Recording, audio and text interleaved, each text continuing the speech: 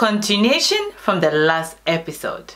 You were very active. I mean, I've done quite a background on you and I've been following you.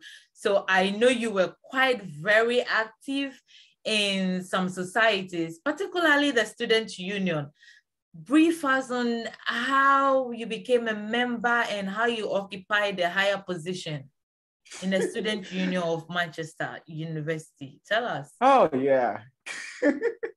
Okay, so when I came to Manchester again, like Ghanaians do, when I got there, we were always searching for, okay, where are the other Ghanaians in this school? Where are the other Ghanaians in Manchester? We're always searching for somebody that we can always feel comfortable around and all that. So I wasn't finding any Ghanaian society on campus. So the scholarship that I applied for, it was for 6 people in Africa that were selected and given a scholarship, but 3 of us out of it were from Ghana. 3 of us were from Ghana, and 2 of us were from St. Patrick. So, okay, so let me break in. Maybe we'll discuss that one. St. Patrick is a Catholic church in Accra. I used to be there, and now I'm not a Christian. Everybody knows that. If you don't know what you get to know. So that's where he's coming from. Yeah. And another person from that same church. Yes. Wow. Did you help that person quickly? Did you help that person to get a scholarship? No, it was just a coincidence. Coincidence, yeah. Wow. Great. So tell us about the student union story. Yeah, so the 3 of us said, okay, no, then let's establish a Ghanaian society so that we can find all the other Ghanaians in the school. Then, I mean, we can know ourselves and do stuff because, UK, if you don't know people, it can be very lonely because this is not your country. Yeah. So particularly UK. Particularly they are UK. Indoor persons. They are not outdoor. Exactly. People, Exactly. So what happened was that I went to the student union to go and find out how can we set up the Ghanaian society. And the student union is an organization. It's a registered company. It's a registered charity. We have like an £8 million annual turnover. Yeah, we have employees. We have over, I think, 100, averagely 100 permanent staff and over 300 part-time staff that we pay and all that. You mean the student union of Manchester University? Yeah. Wow. Yes. Yeah, and then we are the biggest student union in the whole of the UK with over 40,000 students there. So when I was going to establish the Ghanaian society, so I went there and, we have a staff that will take you through how to establish the society, the resources that are there for you. In fact, they provide funding for your society. Like we have our own buildings where if you want to have an event, you can use it. And in fact, searching for chairs for the event, we have people that have been employed that will bring the chairs to the event for you and so arrange they help the place you to make it easy for you to organize and organize. Wow. Exactly. Wow. So I went through that and I was like, oh wow, that's really cool. So I was like, okay. So they were they were promoting the elections. And there was one lady that was the international student officer. So I reached out to her because I was an international student. So I reached out to her and I said, hey, I think I'm interested in this position that they are advertising for, the international student position. I was interested in it. What position was that or is that? That was the international student officer. Oh, okay. So because I felt I'm an international student, I was like, okay, yeah, maybe I can speak to her that I'm interested in it because she was talking about it on Facebook. Yeah. But remember, the Ghanaian attitude, the Ghanaian culture followed me to Manchester. Tell us. I thought that, I'm a master's student. All the people that I'm in class with are managers in the Ministry of Trade in their countries and all that.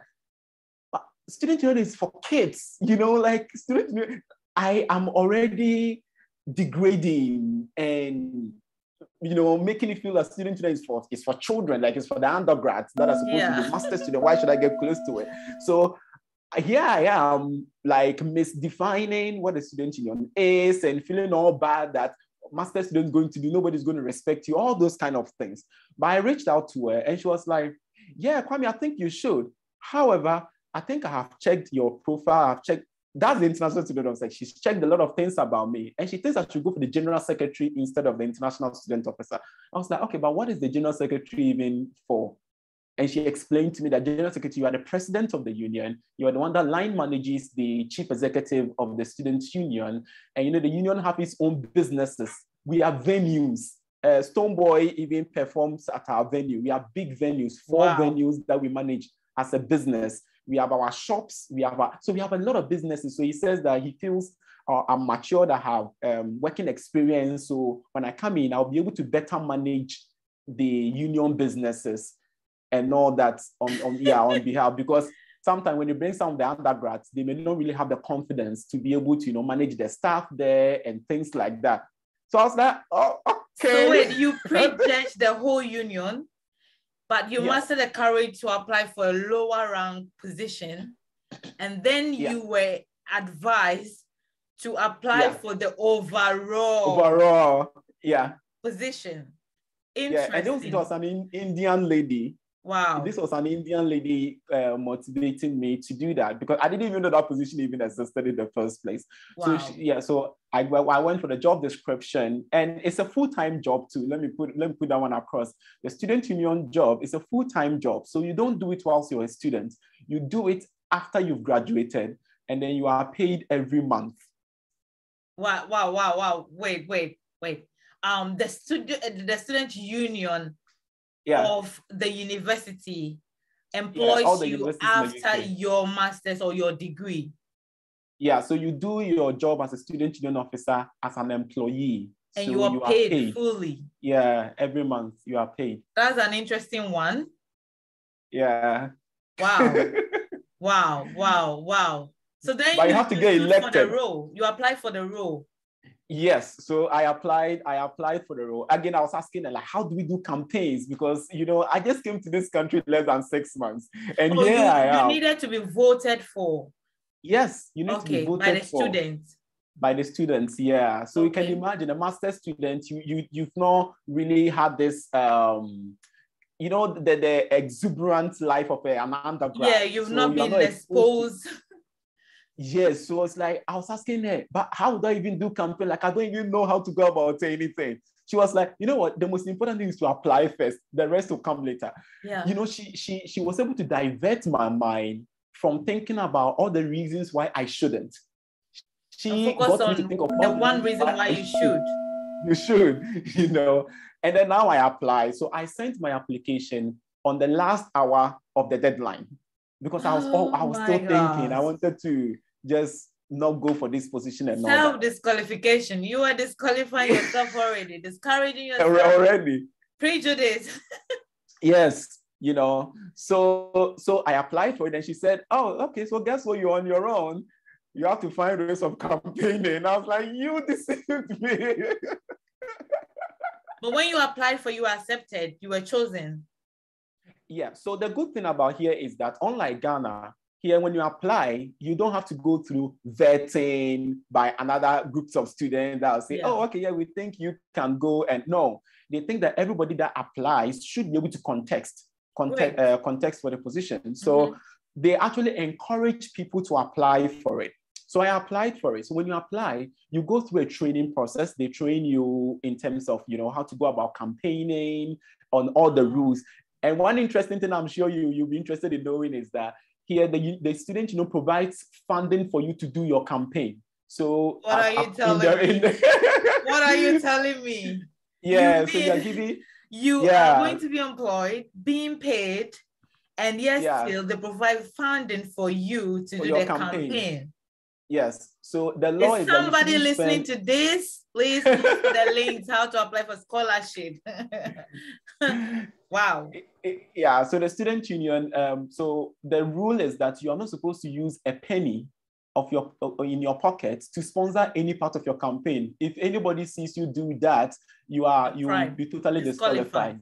Wow. Yeah. So the union provides, so they give us 80 pounds. 80 pounds is what you use for your campaign. So you are supposed to manage this 80 pounds trying to market itself to 40,000 students who are scattered all around Manchester. So wait, they pay you, but it's only £80. It's 80. That's your budget for your campaign, which is very interesting. And I realized that, but they provide you a lot of tools. So they they have paintings, and that's the interesting thing. Here, they do like the way people will do like a banner in Ghana, print nice banner on and hang it. Here, the banner it's a normal material. Then you use paint to write vote for Kwame. Okay. Yeah, so it's paid because if you use your £80, you can't do, because already the banner, if you print, it's already more than £100. Yeah. So you already have the materials there that you have to now learn. If you know how to do painting, so you have to find friends that know how to do painting, that can paint and do a nice banner for you. So again, that is some of the skills that I never had, that here it looks like even the normal small child has that kind of skill. Yeah. Because they it's easy for them doing to do stuff like painting, schooling, dancing, swimming, while they are kids. Like, activities we do not value from our parts of the world. Exactly. So that is what we do. We did. So I had to form a team with other candidates so that we could do like a campaign together and manage our money very well. So they're all part of the strategy. So I think the long and short is that I got elected. I became the first international student in the school's history to be elected general secretary. African. Yes. Woo! Yeah. I think so Ghana on the map, on the globe. Thank you. Yeah. The first non-British to be elected general secretary of the Students' Union. So yeah, it was a big deal. And yeah, so I finished my master's and I started my work as a general secretary. Your story, very inspiring. First, you were not so particular in the scholarship.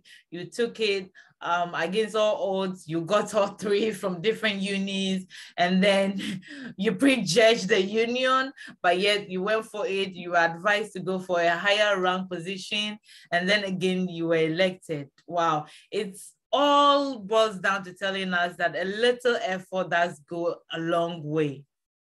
Yeah. Thank you for watching this video up to this point. Stay tuned for the next episode. Stay motivated and inspired.